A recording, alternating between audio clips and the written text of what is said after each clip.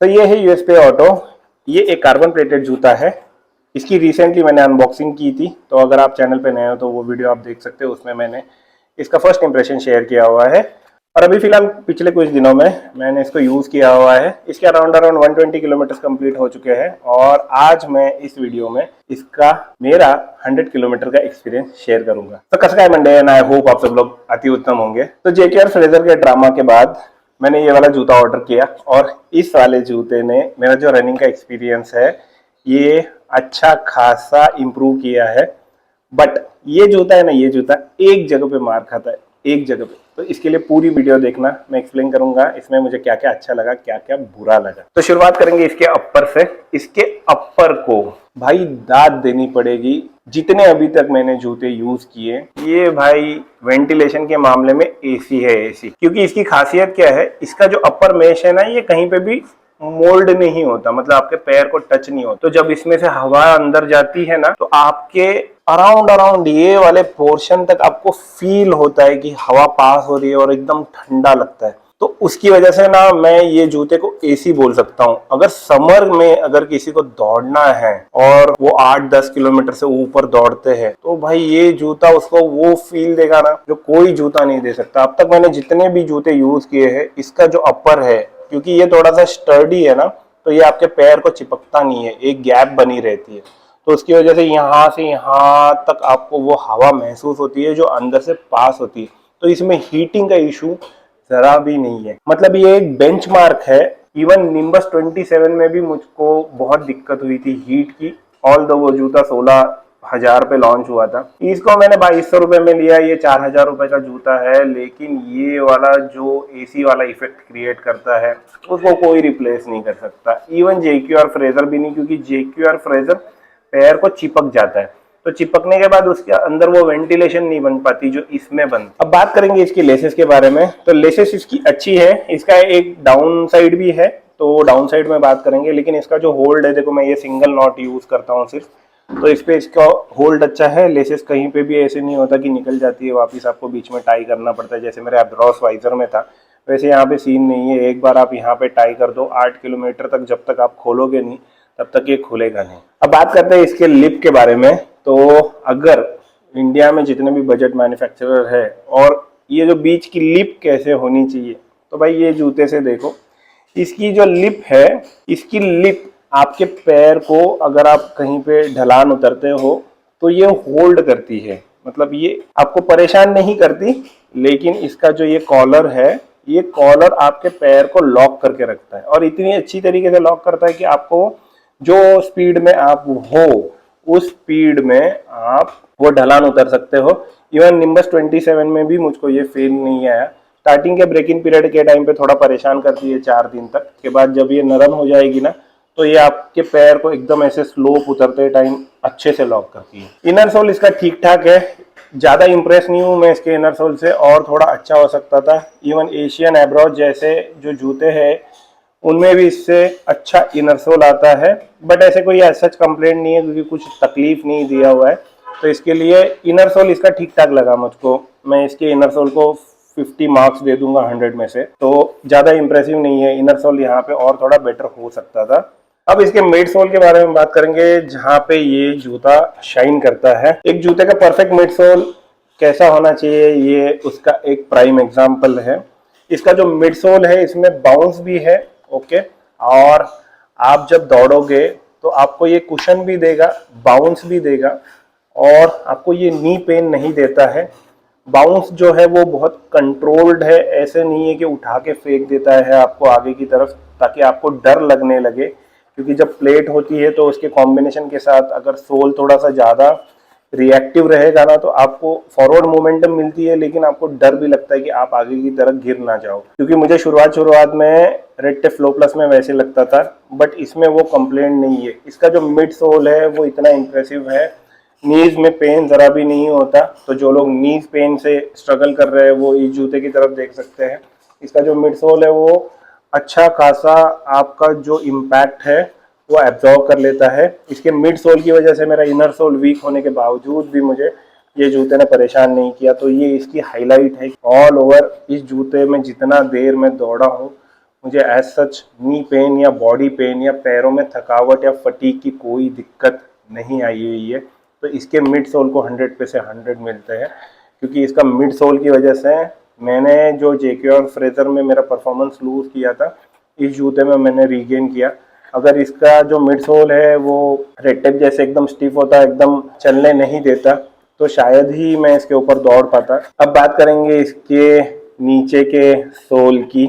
और जैसे कि आप देख पा रहे हो, अगर आप नया जूता देखोगे और ये वाला जूता देखोगे तो अभी इसका फ्रंट का जो जितने भी स्टड थे वो घिस गए हैं 100 किलोमीटर में। ये जो नीचे का सोल है इसकी कुछ कंडीशन इस तरीके से है।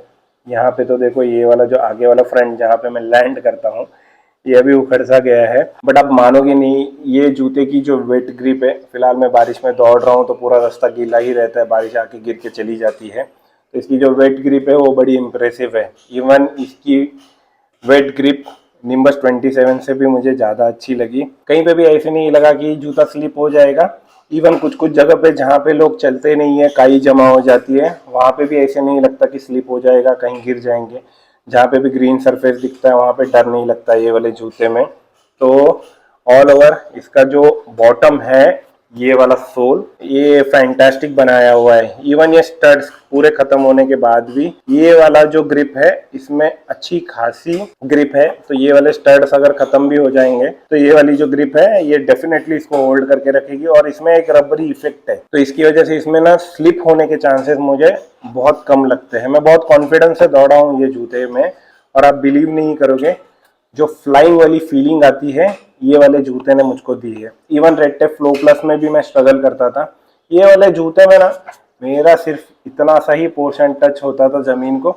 जब मैं एक फास्ट पेस करता हूँ, बीच में 1 या 2 किलोमीटर में मैं मेरी पूरी स्पीड लगाता हूँ, वहाँ पे ये जूते ने मुझको द फ्लाइंग वाली फीलिंग दी है। और मैंने ये मेरे लाइफ में बहुत टाइम के बाद पहली बार फील किया है। मेरे स्कूल डेज में मैं फील करता था वो जो फ्लाइंग वाली फीलिंग आती है, क्योंकि आप हल्के फुल्के होते हो उस टाइम पे। बट बहुत टाइम के बाद किसी जूते ने मुझको वो हवा में रहने की जो फीलिंग रहती है, आपका स्पीड बहुत ज़्यादा रहता है और आपको ऐसे लगता है कि आपके पैर टच नहीं हो रहे हैं, आप ज़मीन पे टच नहीं हो रहे हो, वो जो फ्लाइंग वाली फीलिंग रहती है ना, ये जूते ने दी है भाई। अब बात करेंगे इसका मेन पार्ट जिसके लिए मैं जूते मंगाता हूँ, प्लेट। तो ये वाली जो प्लेट है ये रेड टेप फ्लो प्लस इतनी अग्रेसिव नहीं है और जेके और फ्रेजर इतनी वीक भी नहीं है।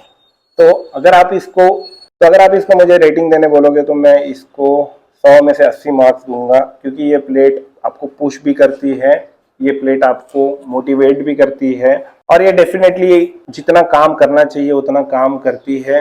एकदम अग्रेसिव नहीं है, ये सबसे अच्छी बात है, क्योंकि ज़्यादा अग्रेसिव हो जाती है फिर बाद में आपको इंजरीज होना चालू हो जाती है, फिर आप परेशान भी हो जाते हो अगर ज़्यादा स्टिफ रहेगी रेड टेप फ्लो प्लस जैसी। तो वैसी प्लेट नहीं है ये, बट वीक प्लेट नहीं है जेके और फ्रेजर की तरह। ये एकदम परफेक्ट है, जितनी आपको ज़रूरत है उतना ही पुश देगी, आपको डराएगी नहीं, आपको मूव फॉरवर्ड वाली ज़्यादा फीलिंग नहीं देगी और ये मुड़ती नहीं है इजीली। तो इसमें जान है और जितनी जान होनी चाहिए उतनी ही जान है। अब बात करेंगे इसके निगेटिव्स के बारे में। ये थोड़े से नेट पिकिंग है, तो इनमें से सिर्फ एक ही पॉइंट को आपको ध्यान देना है, बाकी सब मैं मेरा एक्सपीरियंस शेयर कर रहा हूँ कि क्या क्या इसमें इम्प्रूव हो सकता था।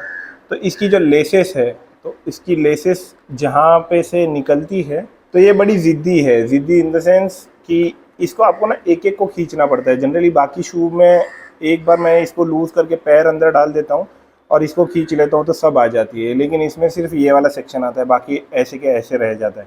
तो ये वाला जो पोर्शन है ना इसका, ये इतना स्मूथ नहीं है कि लेसेस इसमें से निकल जाए। आइदर ये वाला पोर्शन स्मूथ नहीं है या फिर लेसेस उतनी सुपीरियर नहीं है कि वो उसमें से स्लाइड होके ये जो जितने भी सेक्शन हैं ये एक साथ उसके साथ रिटर्न आ जाए, नहीं आते इसमें। तो ये थोड़ी सी मुझे ऐसे लगी कि जब मैं जूता पहनता हूँ, ये सब लूज़ करके जूता पहनने के बाद जब मैं खींचने जाता हूँ तो मुझे ये सब एक एक सेक्शन खींचना पड़ता है फिर बाद में, तो इसमें मेरा थोड़ा सा टाइम वेस्ट होता है, तो वो थोड़ा टाइम कंज्यूमिंग है। दूसरी बात, इसकी जो लिप है, तो ये जो लिप है ये जितनी अच्छी है तो इसमें कॉर्नर में ना एक जगह पे फोल्ड हो जाती है हल्की सी, तो फिर वापस सब कुछ लूज़ करके इसमें उंगली डाल के उसको सीधा करना पड़ता है। तो इसकी जितनी लिप अच्छी है, थोड़ी सी हल्की सी और ब्रॉड होती तो ये जूता परफेक्ट बन जाता। ये मेरे लेफ़्ट वाले जूते में सबसे ज़्यादा होता है, फिर मैं वापस जूता हल्का सा लूज़ करता हूँ, फिर एक उंगली स्लाइड करता हूँ वो सीधा हो जाता है। तो पतली है तो कभी कभी फोल्ड हो जाता है। अब जो सबसे मेन बात मुझको आपको बतानी थी, इसका जो फॉरवर्ड मोमेंटम है, ये वाला जो कर्वेचर रहता है, ये जो 4 फुट का कर्वेचर है, ये मेरे हिसाब से थोड़ा और अच्छा होना चाहिए था, क्योंकि जो रनिंग शूज रहता है उसमें ये सबसे मेन मैटर करता है कि आपको जो ये कर्वेचर आगे हेल्प करता है मूव करने के लिए, ये कितना अच्छा है। जैसे जेके और फ्रेजर में वो एकदम फ्लैट था, तो फ्लैट होने की वजह से उसमें दौड़ने की इच्छा मर गई थी। इसमें वो फॉरवर्ड मोमेंटम है, लेकिन और एक 20% मुझे ऐसे लगता है कि होना चाहिए। मिड सोल में इसके एक सबसे बड़ा प्रॉब्लम है, जो रनर्स के लिए नहीं है लेकिन जो लोग वॉकिंग के लिए सोचते हैं और जो मेरी तरह हेवी है, तो ये जूते का जो पीछे का बेस है ना, वो थोड़ा सा मुझे छोटा लगता है, क्योंकि जब भी मैं चलता हूँ ना तो ये हल्का सा इनवर्ड होके चलता है।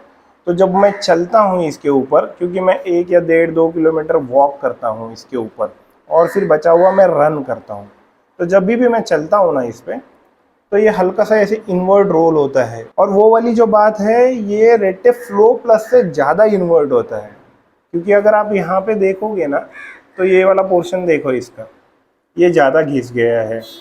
तो जब भी मैं इसके ऊपर वॉक करता हूँ तो इसका जो इनवर्ड वाला जो सिचुएशन है, मुझे वो बहुत ज़्यादा परेशान करता है। स्टार्टिंग में बहुत इरिटेट कर रहा था, बट अभी मैं उसके लिए यूज टू हो चुका हूँ। तो जो लोग इसको वॉकिंग के लिए स्पेसिफिकली देख रहे हैं और जो लोग मेरी तरह हेवी है, तो भाई आप लोग वॉकिंग के लिए ये जूता मत लेना। स्टैक हाइट बहुत ज़्यादा है और कंपेयर टू उसका जो बेस है वो छोटा है, तो इसकी वजह से ना आपको चलने में बड़ी दिक्कत होगी, क्योंकि ये जब भी मैं चलता हूँ ना, तो ये ऐसे ऐसे फोल्ड होता है।